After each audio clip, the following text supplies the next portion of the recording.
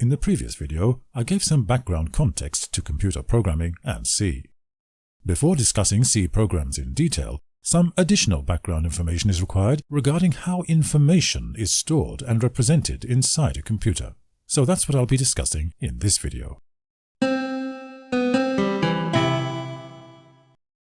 Digital computers store and manipulate discrete physical states, such as voltage levels.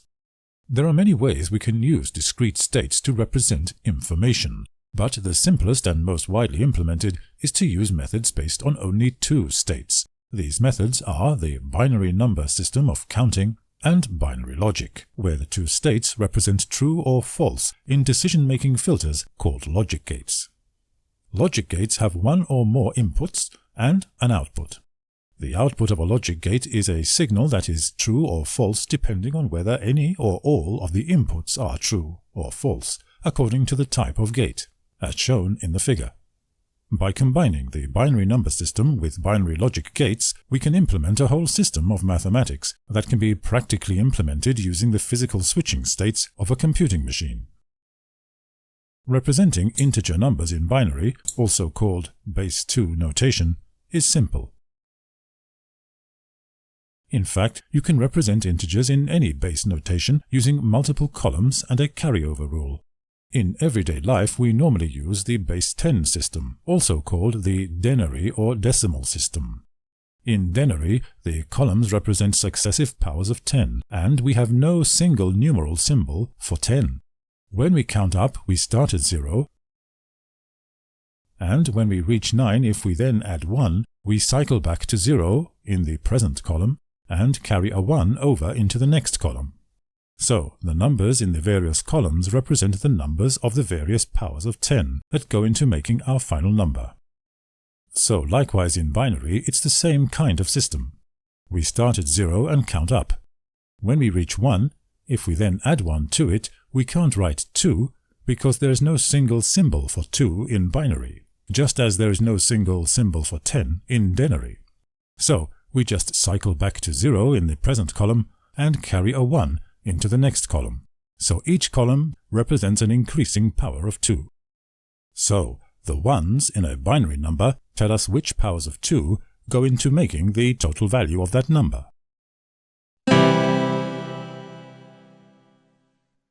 In computer speak, we say that each column of a binary number represents one bit of information, and any bit can have a value of either 0 or 1. So, if we use a single bit on its own, we can only represent two different states. Depending on what convention we choose, those two states may represent two numbers, such as 0 and 1, or two logical states, false and true. Now, if we consider a grouping of two bits side by side, we can represent four different binary states, and we can interpret those bit pattern states as the number range 0, 1, 2, and 3. If we use a group of 3 bits, we can get 8 different states, which, for example, can represent the numbers 0 to 7. In general, using a group of n bits allows us to represent 2 to the power n different binary states. In computer jargon, we call a collection of 8 bits a byte. A byte can represent 2 to the power of 8, or 256, different binary states. The byte is an important unit of information storage in modern computers, so we'll encounter this often. A collection of 4 bits, i.e. half a byte, is called a nibble, by means of a play on the word byte, and this can store 2 to the 4, or 16, different binary states. We don't use the nibble often in programming, but you might come across it occasionally. A word is another term you'll come across that represents a certain grouping of bits, but the exact number of bits in a word is not a single universal constant. A word is the number of bits that a computer CPU or communications bus can transfer from one address to another in a single operation. So, the actual word size depends on the computer design architecture. In older computers, a word was 16 bits, or 2 bytes. After that, 32 bits became more of the norm, and today 64-bit words are pretty standard on common PCs and mobile computers. Finally, computer memory storage capacity is usually quantified in terms of large powers of 2 multiples of the byte, such as the kilobyte, the megabyte, and the terabyte. But what exactly is computer memory? In my previous video, I showed how old computers could store binary states as the on-off position of physical switches or relays, and later as the north-south direction of induced magnetization of ferrite rings in old-fashioned magnetic core memory. Modern computers use RAM chips where the level of electrical charge of tiny capacitors etched into silicon are used as the basis of storing a localized charge or voltage state. Other modern methods include the on-off state of tiny transistor switch arrangements called bistable flip-flops, etched into silicon, and the induced magnetic dipole polarity direction method is still used today, but in ultra-miniature form on the magnetizable coating on hard disk platters. Computer storage devices can be roughly divided into two types, volatile and non-volatile. Volatile memory is very fast to write to and to read from, but it loses its stored states when the power is switched off. This corresponds mostly to random access memory or RAM. When people speak of the computer's memory without further qualification, this is what they mean. It is usually the largest component of what is sometimes also called primary memory, that is, memory that the CPU can access directly and quickly, and it is the memory that most programs are stored in while they are being executed. Non-volatile memory retains its stored states even when powered down. This corresponds to hard disk drives or solid-state drives, flash memory, and various types of read-only memory, or ROM. Hard drives and solid-state drives make up the secondary memory of a computer, and they are much slower to read and write than volatile memory. ROM and flash chips can sometimes act as both primary and secondary memory. An example of this is when they are used to store the microcode of a CPU, that is, the small programs that are an integral and permanent part of the CPU, which it runs when it first powers up, and which allow it to implement its instruction set and run all the other user-supplied machine code programs. Programs in machine code that are not running are stored in non-volatile memory until they are about to be run, at which point the operating system copies the program to primary memory, and the program instructions are sent to the CPU to be run from there by means of the CPU's microcode. The fine detail mechanics of how the bits of information in memory are stored and shuttled around the computer need not concern us, but a rough idea of how computer memory is organized is important because it's relevant to how we write our program source code in C. Essentially, the memory in a computer can be conceptualized as a huge bank of contiguous storage compartments. Each compartment has just enough capacity to store 8 bits of data, that is 1 byte. And each compartment has associated with it a number that identifies its position in the bank, so the computer can access that compartment directly when instructed to do so. That position identification number is called the address of the memory compartment, and this address number never changes, unlike the contents of the memory compartment. To be clear and unambiguous in the following discussions, when I speak of the value of a memory compartment, or the value at a memory location, I refer to the pattern of ones and zeros stored in that memory compartment. This value may change depending on what the computer stores there. When I speak of an address of a memory compartment or memory location, I refer to this position identification number, which cannot change because it is physically encoded into the hardware of the memory device by means which I have not explained here. The value of any memory compartment may be read, and in some types of memory hardware like RAM or hard disk, the value of a memory compartment can also be changed by what is called a write operation to set a new arrangement of 1s and 0 bits into its 1 byte storage area. This simple concept of addressable memory compartments is very important for you to become familiar with. You mustn't just skip over this and move on. We'll be using this idea a lot in future videos, so take some time to think about it. It may help to see how this system is implemented in hardware, and I'll put a link to a video explaining this in the video description below. No matter what your computer program ultimately does, all the processes it describes will produce in the computer only 2 basic types of operation. 1. Copying bit patterns from one memory location to another, and 2. combining those bit patterns to produce new bit patterns using logic gates. That's it. That is all the digital processing that any computer ever does, over and over, billions of times per second, but nothing more than that. Your program determines which memory addresses and what logic gates to use and the order in which these operations occur. In this way, you can get a computer to perform any computation that it is possible for a computer to compute. This is true if your program is as simple as adding two numbers together or as complex as running an artificial intelligence model. It's all the same. The computer at its core is doing those two fundamental steps over and over. If you want a more detailed computer science description of this, then research the topics of a Turing machine and the lambda calculus. But I'll leave that as homework for the curious.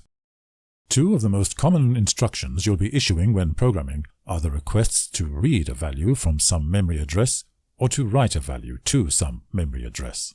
The detailed C source code to do this will be covered in later tutorials, but for now let's examine what a read and write request involve.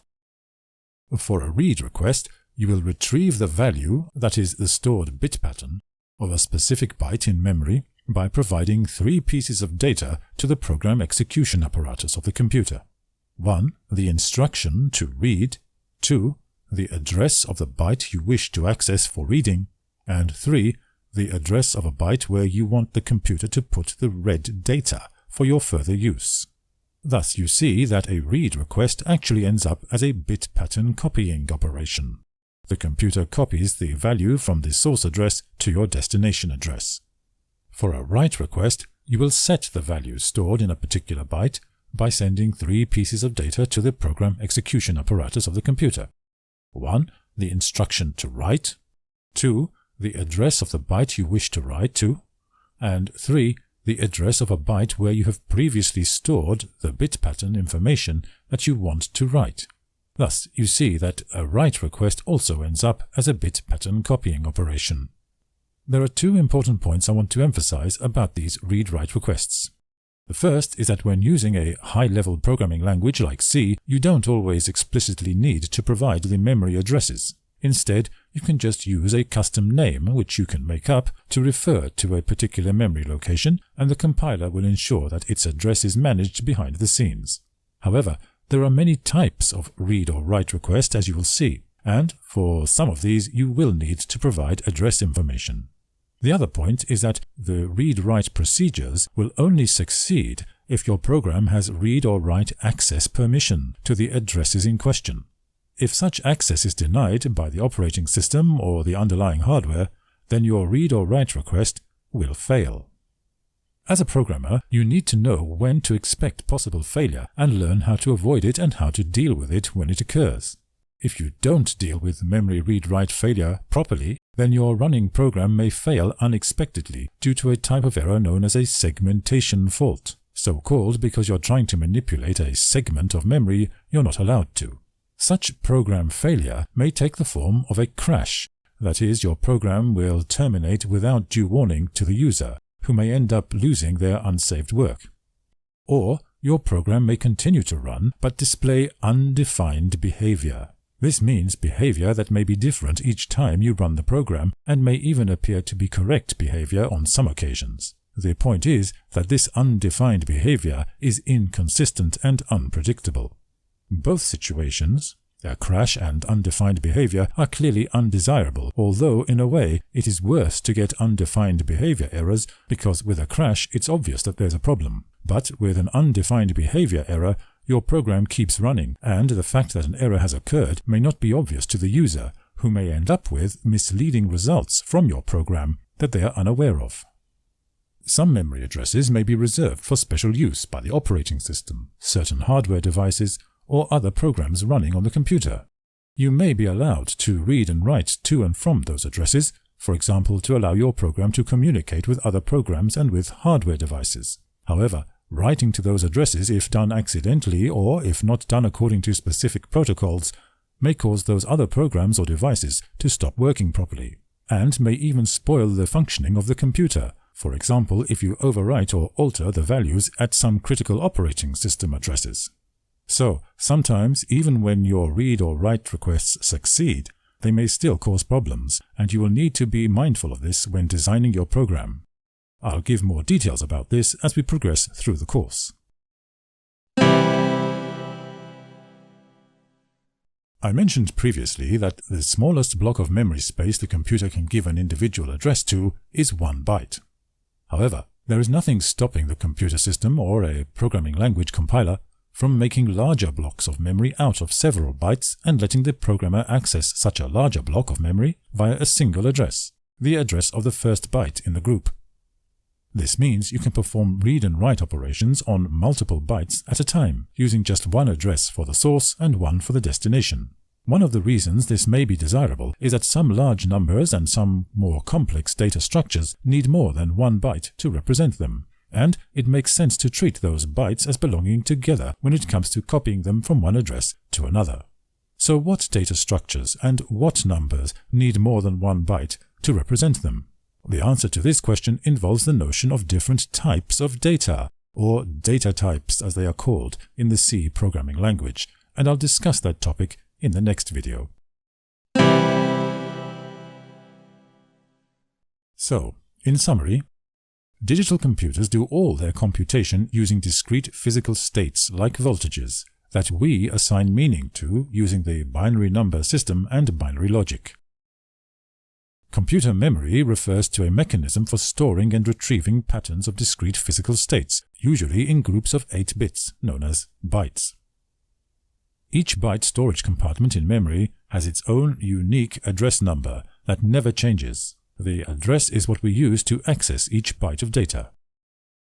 We can read the data stored at an address or alter the data stored at an address, but we can never change the address itself. The only digital computation that any computer ever does involves either copying data from one address to another or altering the value of the data stored at some address using logic gates. Nothing more. If you like this video, please hit the thumbs up like button and view some of the other videos on my channel. If you'd like to support the project, you can do that by subscribing to this channel and telling others about it. If you'd like to help me continue this work, take a look at my Patreon page, where you'll find additional content and early bird access to future videos. Thanks for watching.